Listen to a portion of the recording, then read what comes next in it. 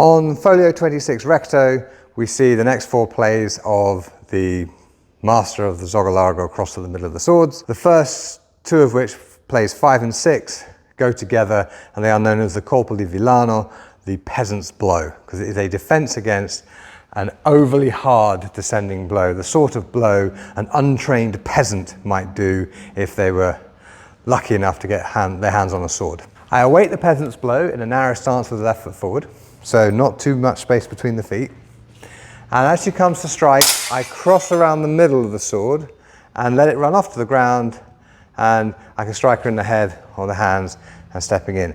And if she pulls back, we end up in the position shown in the 6th play.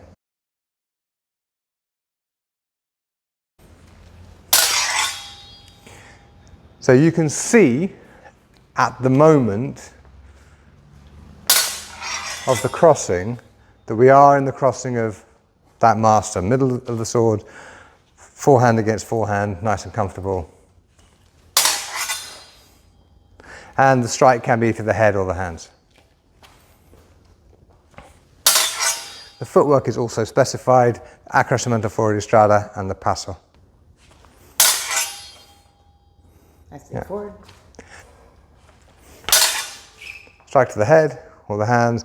And he says, I can place my sword over hers and she can do nothing. And of course from there, if you've looked at the plays of the sword in one hand, you know how to continue from that position.